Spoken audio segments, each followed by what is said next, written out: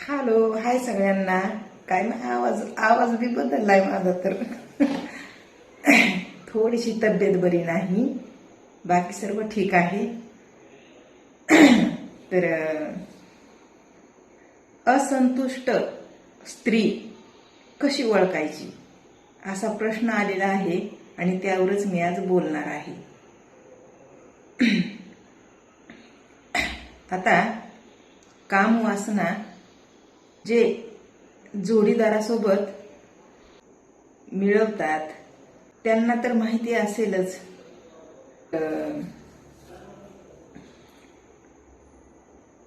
कामुक स्त्री तिला थोडंसं कुठंतरी हँडल करण्यासाठी पुरुषांमध्ये स्टॅमिना असायला पाहिजे. हे तर मी पहिल्या मुद्द्यामध्ये सांगितलेलंच आहे. पण जर का तसं नसेल तर बघा, तुम्ही कामवासना जेव्हा भोगताय, मिळवताय तुमच्या जोडीदारासोबत, तेव्हा जोडीदार खरोखरच संतुष्ट झालाय का? भावना मारायची सवय असते बायाला आमच्यासारख्या. ती सवय लागून गेल्यामुळं एवढं काही जाणवत नाही, वाटत नाही काही. ते कसं असतं, लक्ष देत नाही माणूस तेवढं. मन मेलेलं असतं. कळलं का? बाईचं मन मेलेलं का असतं? तिला कुठंतरी निराशा भेटते आणि निराशा जशी जशी भेटत जाते तसं तसं तिचं ते जी भावना असते ना, ती दाबून दाबून, त्या भावनाला मारून मारून ती कुठंतरी स्वतःच एक तिच्या भावना गरजेचं नाही समजित. बऱ्याच बाया आहेत तशा. काय, बऱ्याच बाया आहेत तशा. कुठं तरी तुरळीक एखादी कामुक महिला घरातून अपूर्ण होत असेल तिच्या इच्छा, तर मग बघा, पॉइंट आहे इथे. असंतुष्ट महिला ती कदाचित कंट्रोल करत नसेल. एखादी म्हणलंय बरं का, सगळ्यांना नाही. घरामधून अपुरी राहत असेल तिची भावना त्या कामवासनाबद्दल, तर मग तिला बाहेरची आशा लागतीये.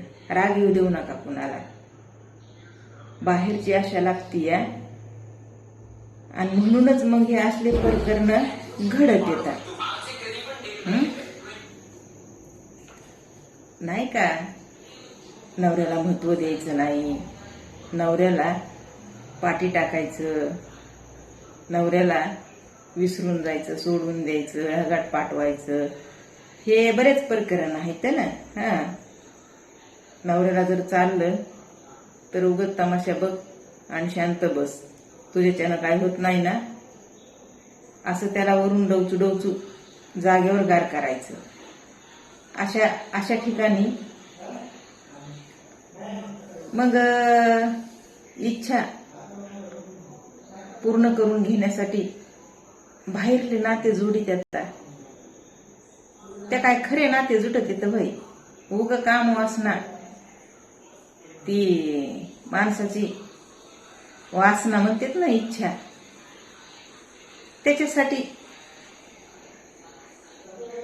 तू बी खुश आणि मी बी खुश, अशा काही आहेत हो.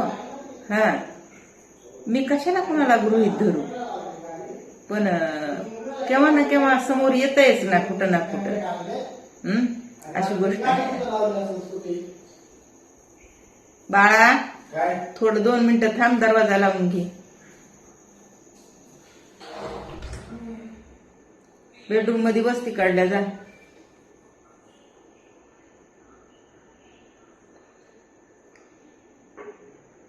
तर बघा, असंतुष्ट स्त्री जी असती ना, ती जरी बी बोलून दाखवत नसेल घरामध्ये, तरी पण ती कुठं ना कुठं तरी अस्वस्थ असतीय. तिचं लक्ष नसल्यासारखं वागतीय आणि तिचा चेहरा सांगून जातो की ती काही ना काहीतरी तिच्या मनामध्ये दडवतीय, लपवतीय.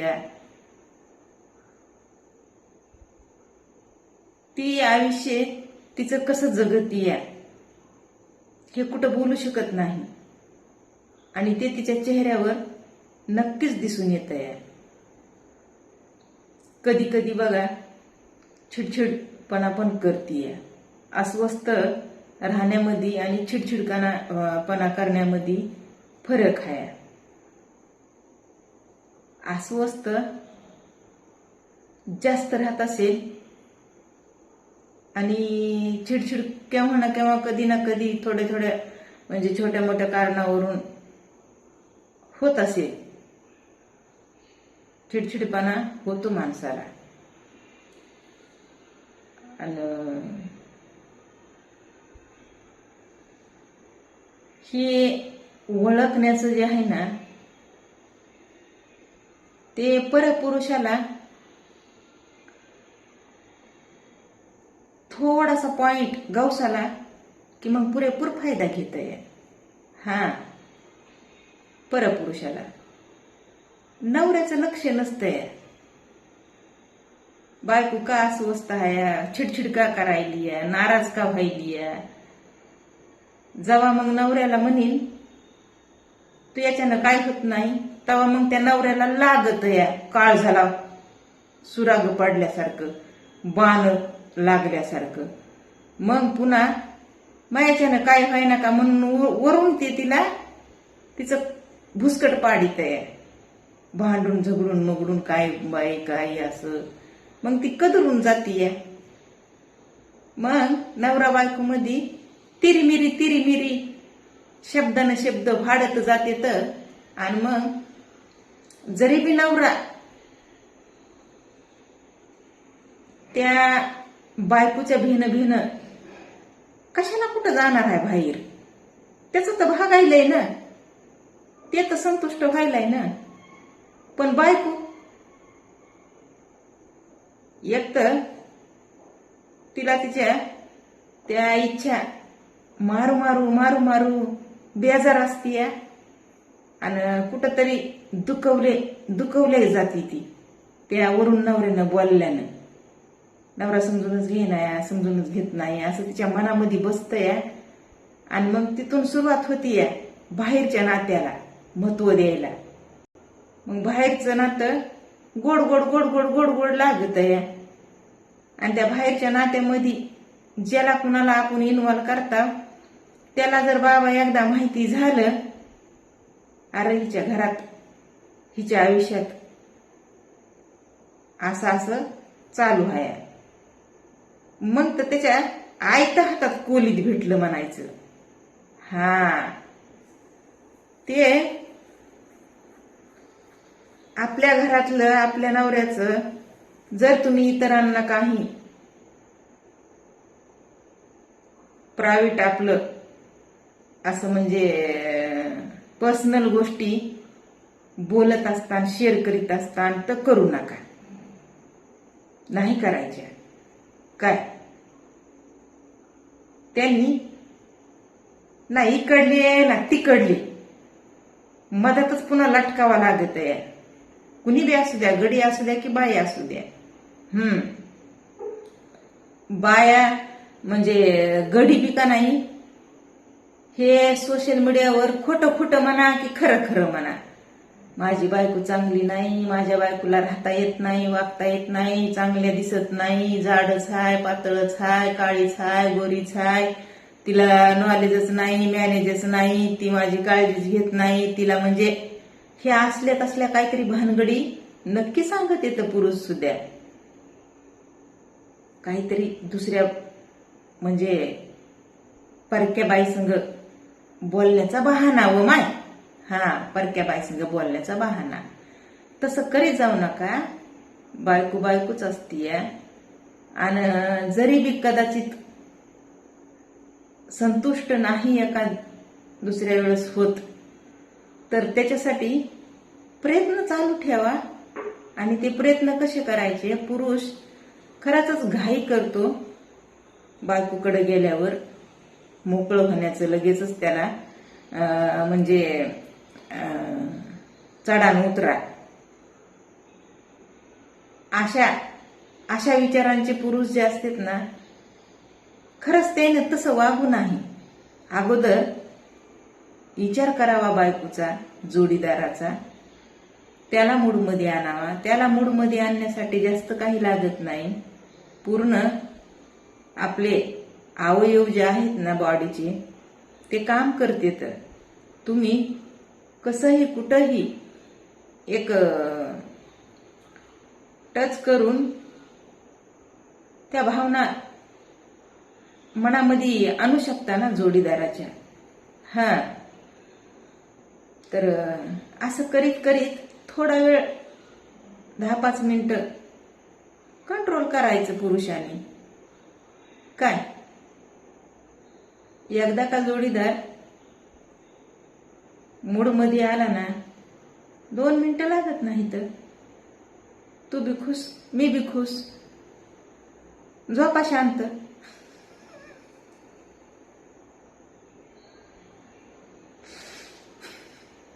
खरंच. आता जर समजा परक्या महिलेला ओळखण्यासाठी जर तो प्रश्न केलेला असेल मला, की असंतुष्ट महिला ती कशी ओळखायची,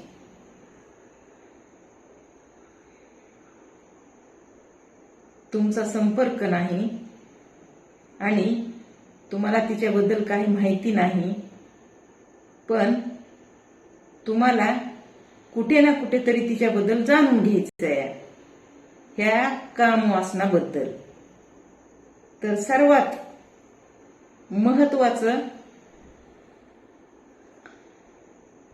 जर तुम्ही हाय हॅलो करत गेलात तर सुरुवातीला ती काहीच कळू देणार नाही तुम्हाला. काहीच. तिच्या मनातल्या भावना, तिला काय पाहिजे, काय वाटतंय, सुरुवात तुम्हालाच करावं लागतीये पुरुषांना. आणि पुरुष मंडळी करतात सुरुवात. आणि सुरुवात केल्याच्या नंतरच्या पुन्हा मग तिच्या त्या रिॲक्ट वरून कळतंय की नक्की पाणी मुरायलंय कुठं. आता ते रिॲक्ट कशी करतीये त्याच्यात मी फरक आहे. कधी कधी काय होतंय, सुरुवातीला तुम्ही एखाद्या महिलेला नादाला लावता, कोणत्या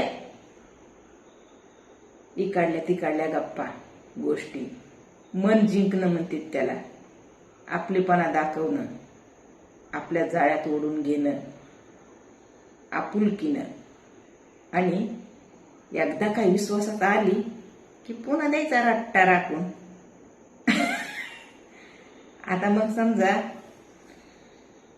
हे रट्टा राखून देणे अगोदर तुम्ही जर एखाद्याला विश्वासात घेतलं असेल, तर मग काय होतंय, समोरची व्यक्ती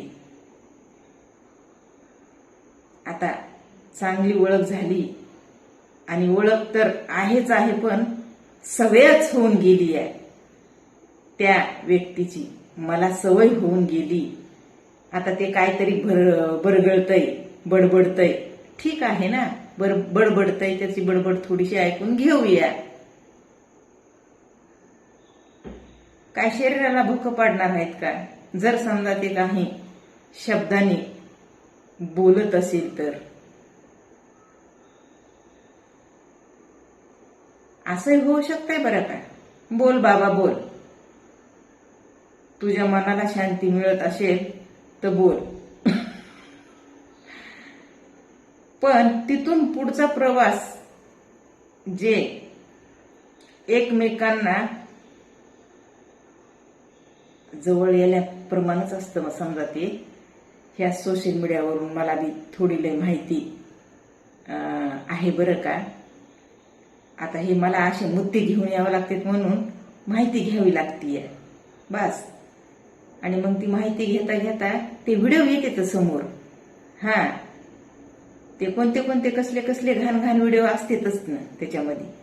तर त्याच्यामध्ये हे बी व्हिडिओ असते तर चॅटिंग, व्हिडिओ कॉल, लाईव्ह. त्यामध्ये एखादी महिला स्वतःला समोर कॅमेरा असताना उभा धिंगाणा, तिकडून पुरुष. आता समजून घ्या तुम्ही, जास्त काही बोलत नाही मी. ह्या अशा गोष्टी जेव्हा फाडत जातात ना तेव्हा ते भयानक असतंय बरं का, भयानक असतंय. मग त्यानंतर असं करता करता जवळीक येते तर, आणि मग परिवारामध्ये गुमानित नाही तर कुणाला, नवरा असू द्या की बायको असू द्या, तिचा काटा काढायचा, तिला साईडला करायचं आपल्या खऱ्या जोडीदाराला. आणि खोट्याच्या मागे लागायली तर दुनिया लागायली आहे. तर हे जसं जसं ती बाई तुमच्या वागणुकीला म्हणा की तुमच्या त्या प्रत्येक गोष्टीला एक प्राधान्य देत असेल ना, तर ती समजायचं तुमच्याकडून मिळवतीये. तुम्ही तिच्याकडून मिळवतच असाल, पण सर्वात महत्वाचं ती तुमच्याकडून मिळवायची, तिला जे पाहिजे ते. कळलं का? ती कधी नाही बोलून दाखवू द्या, आणि दाखवणार सुद्धा नाही तुम्हाला. असंतुष्ट आहे मी आणि तू मला संतुष्ट करतोस, नाही बोलणार कधी, पण ती संतुष्ट तुमच्याकडून होतीये. हद पार करणारी तिथं समजून जायचं संतुष्ट होतीये. चला बाय. कळलं का? बोलते मी नंतर. जरा पोटात दुखायलंय आपल्या. पोटातच दुखते माझ्या राहून राहून कधी कधी. तर तेवढं काही मनावर घे नाही मी, जरा म्हणजे एकदम असं